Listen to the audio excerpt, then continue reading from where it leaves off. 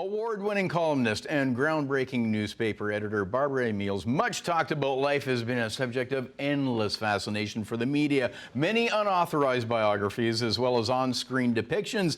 Now we get the real deal. Telling her own story, Barbara Amiel joining us via Zoom as we try to cram in as many great stories as we can in 5 minutes. Good morning. Good morning, Bob. Lovely to be here in Hamilton. Yes, because that's where this story starts. Wow, there's actually a lot of stuff in this story we can't talk about on morning television. Well, I guess it is a little racy in parts, but just not a too little. bad, perhaps. We just sold some books right there. But let's start with that young girl in Hamilton, teenage years, and wow, it was a difficult start. Certainly you had great survival instincts. So you're on your own at 14, no shortage of drive. But at that time, did you have any sense of destiny, given your remarkable life today? Destiny is not a word that ever entered my vocabulary. It's just hang on and do what you have to do today. The only thing I knew was that I probably wanted to be a writer, because that I had started doing in England, but I knew I'd never be a good fiction writer. But that's about it. And Hamilton was just one heck of a surprise to me. Yeah, that was a coming shocker. From London. Including your first Canadian winter you'll never forget. I will never forget buying something called snow boots and buying parkas. It was really astonishing. And the trouble was we hadn't much money, so it was a bit awkward. No, the money came later, and all the stories. Friends and enemies, which list is longer? The friends list is longer. I mean, enemies, enemies is like unmasking people. It's not really vengeance. You just show them in the book as what they really are. You take off their clothes that they put around themselves to hide their defaults or their faults. Well, but the friends list is definitely longer. And one of those friends, Elton John, he was the one that stayed with you. Yeah. Yeah, he was terrific. And I have no idea why. I was always too starstruck to talk to him. Conrad was much better, my husband. Conrad was much better at talking to him. They got along like smoke. And David Furnish, his husband, I knew because he was from Toronto. Right. But Elton came to see me just out of the blue when I was at absolutely my lowest and alone, and presented me with this lovely star diamond pave necklace and said, "You are the star," when I was feeling like a ground down mouse. So it was a tremendously generous and kind thing to do. That's a keeper.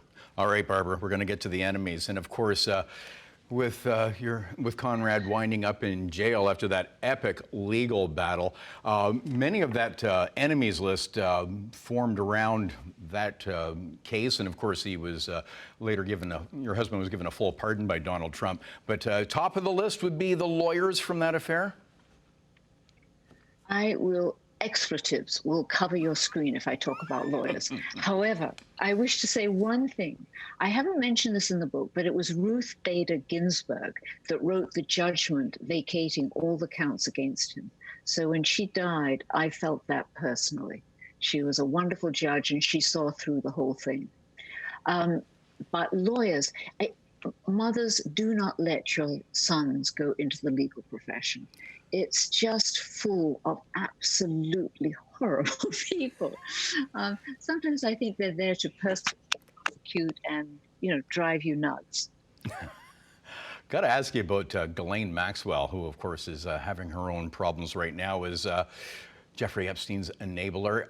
You actually were her neighbor in Manhattan, and you give us a little preview of what was to come in the way she was asking you for favors. Okay, first I've got to say that I refuse to say that she was Jeffrey's enabler or anything until she's had a trial. If she did all those things, then she should rot in jail. But give her a trial first. Don't try her in the media. There were a peculiar moment with her. In New York, she asked me to introduce her to a couple of very, very powerful billionaires, Leonard Lauder of the cosmetic company, and Henry Kravis, the tremendous successful fund manager. And I wasn't quite sure why she wanted to meet them, but she said she was sort of down and out in New York, And I felt sorry for her because her father had committed suicide or was murdered. Headlines all the time. And it's not very easy seeing the headlines speculate on why your father was dead at sea. And he was again accused of all sorts of crimes. So I decided, okay, if she wants to meet them to get business advice about how to survive in New York, I'll do it. And I called up Leonard Lauder and said, could I bring Ghislaine over? And we went over. And I wondered why, when we went there on a Sunday afternoon, Leonard had his wife present, Evelyn, because we were going to theoretically talk business. And as the tea proceeded, I realized why. He was shrewd. He understood. He wanted his wife present. Wow. And I never did understand what Ghislaine was getting at, because she wasn't asking business questions at all. She was sort of just making friends. But she, after your problems and Conrad's problems and the sentencing, she snubbed you in a very harsh way. Yeah. Yes, she did. She snubbed me at Conrad's book party. Not snubbed. I just went towards her to get some succor, some help at Conrad's book party, because it was a week after all the charges, not the charges, but his disgrace.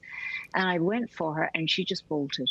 Just spun on her heels. Yeah. Well, that adds her to the you-know-what list, and the entire list is here with some amazing stories. Well, you can read all about it, and it's an incredible behind the scenes. Thank you for sharing your remarkable journey with us, Barbara Amiel. Bob, thank you so much for having me.